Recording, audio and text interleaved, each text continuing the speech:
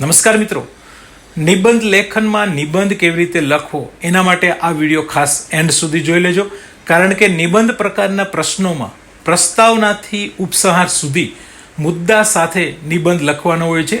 બોર્ડની પરીક્ષા હોય કે શિક્ષક ભરતી માટેની ટાટ પરીક્ષા હોય કે અન્ય કોઈ પણ કોમ્પિટિટિવ એક્ઝામમાં મેન્સની પરીક્ષામાં જે લેખિત વર્ણનાત્મક રીતે નિબંધ લખવાનો છે તો એના માટે આ વિડીયો ખાસ ઉપયોગી બનશે. નિબંધ શબ્દશઃ આ વિડીયોમાં તમે જોઈ શકશો. આપની પાસે બસ એટલી જ અપેક્ષા છે કે વિડીયો ગમ્યો હોય તો એક લાઈક આપો અને કોમેન્ટમાં 2 શબ્દ લખો. વધુ સમય ન લેતા લેટ સ્ટાર્ટ વિડીયો. વિકસિત ભારત 2047 પ્રસ્તાવના. ભારત આજે વિશ્વના ઝડપથી વિકસતા દેશોમાંનું એક છે. સ્વતંત્રતાના 100 વર્ષ પૂર્ણ થવાના અવસરે એટલે કે વર્ષ 2047 સુધી ભારતને સંપૂર્ણ રીતે વિકસિત અને આત્મનિર્ભર દેશ બનાવવાનો સંકલ્પ કરવામાં આવ્યો છે.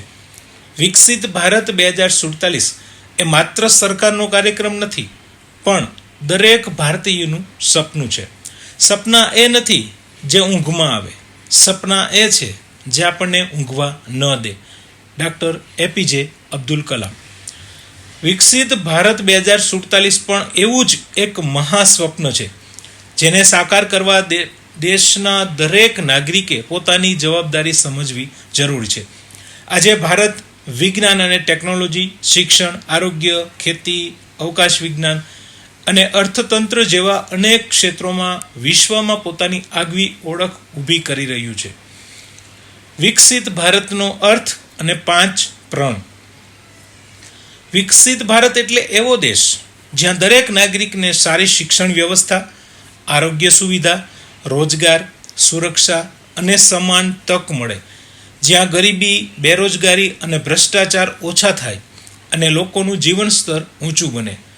વિકસિત દેશ માત્ર પૈસાથી નહીં પણ માનવ વિકાસ, સંસ્કાર અને ટેકનોલોજીથી ઓળખાય છે.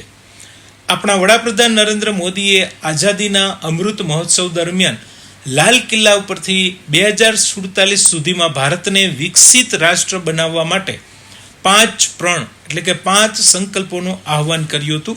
આ 5 સંકલ્પ નીચે મુજબ છે. નંબર 1, આગામી 25 વર્ષોમાં આપણે આપણા દેશને વિકસિત બનાવવા વિકસિત ભારતનું લક્ષ્ય રાખવું પડશે. આ માટે શિક્ષણ, આરોગ્ય, ઉદ્યોગ અને ટેકનોલોજીમાં આપણે વિશ્વના અગ્રણી દેશોની હરોળમાં આવવું પડશે. નંબર 2, આપણા મનમાં કે વર્તનમાં જો ગુલામીનો કોઈ પણ અંશ હોય તો ગુલામીની માનસિકતાને જડ મૂળથી ઉખેડી નાખવી જોઈએ. નંબર 3, આપણા દેશ પાસે હજારો વર્ષ જૂનો ભવ્ય સાંસ્કૃતિક વારસો છે. એ વારસા ઉપર આપણને ગર્વ હોવું જોઈએ. નંબર 4, 140 કરોડ દેશવાસીઓ વચ્ચે એકતા હોવી જરૂરી છે. એક ભારત શ્રેષ્ઠ ભારતની ભાવના સાથે તમામ ભેદભાવ ભૂલીને આપણે એક થઈને રહેવું જોઈએ. નંબર 5, નાગરિકોની ફરજ વિકાસ માટે માત્ર સરકાર જ જવાબદાર નથી, પણ નાગરિકોએ પોતાની ફરજ સમજવી અને નિભાવવી. જો દરેક નાગરિક એની ફરજ નિષ્ઠાપૂર્વક નિભાવે તો ભારતને વિકસિત બનતા કોઈ રોકી શકશે નહીં. આ 5 પ્રણ એ 2047ના ભારતનો પાયો છે જે આપણને વિકસિત ભારત તરફ દોરી જશે. હવે વિકસિત ભારત માટે જરૂરી કેટલીક બાબતો, જેમાં સૌથી પહેલાં છે ગુણવત્તાસભર શિક્ષણ. શિક્ષણ વિના વિકાસ શક્ય નથી. દરેક બાળક સુધી ગુણવત્તાસભર શિક્ષણ પહોંચે એ ખાસ જરૂરી છે. શિક્ષણ એ સૌથી શક્તિશાળી હથિયાર છે જેના દ્વારા દુનિયા બદલી શકાય છે. આ પંક્તિ છે નેલ્સન મંડેલાની. બદલાતી દુનિયા સાથે કદમ મિલાવવા માટે રિસ્કિલિંગ અને અપસ્કિલિંગની સંસ્કૃતિ વિકસાવવામાં આવશે. વિશ્વની ટોચની યુનિવર્સિટીઓ ભારતમાં આવશે. જ્યારે ભારતનો યુવાન શિક્ષિત હોવાની સાથે સંસ્કારી અને કૌશલ્યબદ્ધ હશે ત્યારે 2047માં ભારતને સમૃદ્ધ બનતા કોઈ રોકી શકશે નહીં. નેક્સ્ટ, આરોગ્ય અને સુખાકારી. વિકસિત ભારત 2047ના વિઝનમાં આરોગ્ય અને સુખાકારી એ સૌથી મહત્વનો સ્તંભ છે, કારણ કે સ્વસ્થ નાગરિકો જ સમૃદ્ધ રાષ્ટ્રનું નિર્માણ કરી શકે છે. 2047 સુધીમાં ભારતનું લક્ષ્ય છે કે દેશના દરેક નાગરિકને, પછી તે શહેરમાં રહેતો હોય કે અંતરિયાળ ગામડામાં, સસ્તી અને ગુણવત્તાયુક્ત સારવાર મળે. આયુષ્માન ભારત જેવી યોજનાઓનો વ્યાપ વધારીને કેશલેસ અને પેપરલેસ સારવાર દરેક ઘર સુધી પહોંચાડવાનો સંકલ્પ છે. દરેક નાગરિકનો પોતાનો ડિજિટલ હેલ્થ રેકોર્ડ હશે, જેથી દેશમાં ગમે ત્યાં સારવાર લેતી વખતે એને જૂના રિપોર્ટ સાથે રાખવાની જરૂર નહીં રહે. રોગોનું વહેલું નિદાન કરવા માટે એઆઈનો ઉપયોગ કરવામાં આવશે. ભારતની પ્રાચીન ચિકિત્સા પદ્ધતિઓને આધુનિક વિજ્ઞાન સાથે જોડીને લોકોની જીવનશૈલી સુધારવામાં આવશે. નેક્સ્ટ, આર્થિક સમૃદ્ધિ અને ટેકનોલોજી. વિકસિત ભારત 2047ના વિઝનમાં આર્થિક સમૃદ્ધિ અને ટેકનોલોજી એ એન્જિન સમાન છે. ભારતને વિશ્વની મહાસત્તા બનાવવા માટે આ બંને ક્ષેત્રોમાં હરણફાળ ભરવી અનિવાર્ય છે. ભારતનું લક્ષ્ય 2047 સુધીમાં $30 ટ્રિલિયન જીડીપી સાથે વિકસિત રાષ્ટ્ર બનવાનું છે. અત્યારે ભારત 5મી મોટી અર્થવ્યવસ્થા છે, પણ આગામી દાયકાઓમાં એ અમેરિકા અને ચીન સાથે સ્પર્ધા કરી વિશ્વની ટોચની 3 અર્થવ્યવસ્થાઓમાં સ્થાન મેળવશે. ખેતી, શિક્ષણ અને ઉદ્યોગોમાં એઆઈનો ઉપયોગ કરીને કાર્યક્ષમતા વધારવામાં આવશે. ટેકનોલોજીના માધ્યમથી આર્થિક સદ્ધરતા પ્રાપ્ત કરવી એ જ 2047ના ભારતનો મંત્ર છે. જ્યારે આધુનિક વિજ્ઞાન અને મજબૂત અર્થતંત્ર ભેગા થશે ત્યારે ભારત ખરા અર્થમાં સોનાની ચીડિયા કહેવાશે. નેક્સ્ટ, મહિલા સશક્તિકરણ. સ્ત્રી અને પુરુષ બંનેને સમાન તક મળે ત્યારે જ સાચો વિકાસ શક્ય બને.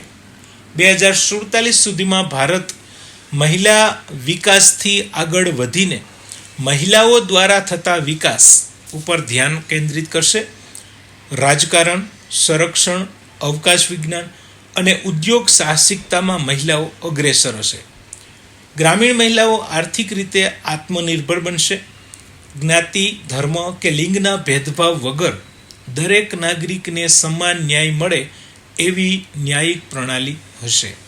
નેક્સ્ટ, પર્યાવરણનું સંરક્ષણ. 2047નું ભારત ગ્રીન અને ક્લીન ભારત હશે. વિકાસ સાથે પર્યાવરણનું રક્ષણ પણ જરૂરી છે. ભારત 2047 સુધીમાં તેના નેટ ઝીરો ઉત્સર્જન લક્ષ્યની ખૂબ નજીક હશે. કાર્બન ઉત્સર્જન ઘટાડવા માટે ઉદ્યોગો અને વાહન વ્યવહારમાં આમૂલ પરિવર્તન આવશે. 2047 સુધીમાં રસ્તાઓ પર મોટા ભાગના વાહનો ઇલેક્ટ્રિક અથવા ગ્રીન હાઇડ્રોજન આધારિત હશે, જેનાથી હવાનું પ્રદૂષણ ઘટશે.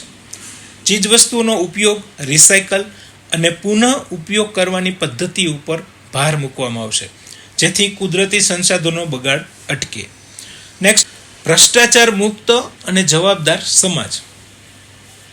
વિકસિત ભારત 2047ના સ્વપ્નને સાકાર કરવા માટે ભ્રષ્ટાચાર મુક્ત અને પારદર્શક વહીવટ એ પૂર્વ શરત છે. કોઈ પણ રાષ્ટ્ર ત્યારે જ વિકસિત બની શકે જ્યારે એની વહીવટી પ્રણાલી પ્રામાણિક, કાર્યક્ષમ અને જનતા પ્રત્યે જવાબદાર હોય. 2047 સુધીમાં સરકારી સેવાઓ સંપૂર્ણપણે ડિજિટલ હશે. જ્યારે માનવીય હસ્તક્ષેપ ઘટશે ત્યારે ભ્રષ્ટાચારની તકો આપોઆપ ઓછી થઈ જશે. સરકારના ખર્ચ અને વિકાસ કાર્યોની માહિતી સામાન્ય જનતા માટે ઓનલાઈન ઉપલબ્ધ હશે, જેથી કોઈ પણ નાગરિક વહીવટ ઉપર નજર રાખી શકશે. ભ્રષ્ટાચારના કેસોમાં તપાસ અને ન્યાયની પ્રક્રિયા અત્યંત ઝડપી બનાવવામાં આવશે. ગુનેગારોને મળતી કડક સજા અન્ય લોકો માટે પણ ઉદાહરણ બનશે. નેક્સ્ટ, વિકાસના માર્ગમાં પડકારો. તો ભારતને 2047 સુધીમાં વિકસિત બનાવવાના માર્ગમાં ગરીબી, બેરોજગારી, વસ્તી વધારો અને પ્રદૂષણ જેવા પડકારો મુખ્ય અવરોધ સમાન છે. દેશની સતત વધતી જતી વસ્તી મર્યાદિત સંસાધનો પર દબાણ લાવે છે, જેના કારણે પૂરતા પ્રમાણમાં રોજગારીની તકો ઊભી કરવી મુશ્કેલ બને છે અને પરિણામે બેરોજગારીની સમસ્યા સર્જાય છે.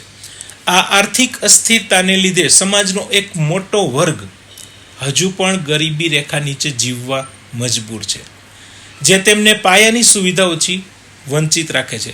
બીજી તરફ ઝડપી ઉદ્યોગીકરણ અને શહેરીકરણને લીધે વધતું જતું પ્રદૂષણ નાગરિકોના સ્વાસ્થ્ય અને કુદરતી પર્યાવરણને ગંભીર નુકસાન પહોંચાડી રહ્યું છે.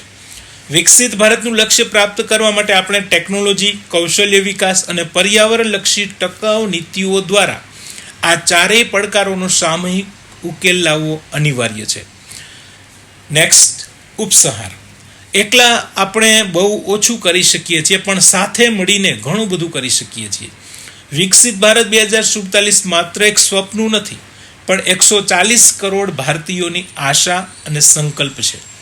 સરકાર, યુવાનો, શિક્ષકો, ખેડૂત, વૈજ્ઞાનિક અને સામાન્ય નાગરિક સૌ મળીને કાર્ય કરશે તો ભારત વિશ્વનું સૌથી શક્તિશાળી અને સમૃદ્ધ રાષ્ટ્ર બની શકશે.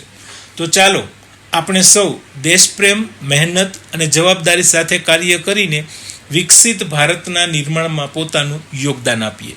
અંતમાં એટલું કહીશ કે મારું ભારત મહાન હતું, મહાન છે અને મહાન રહેશે.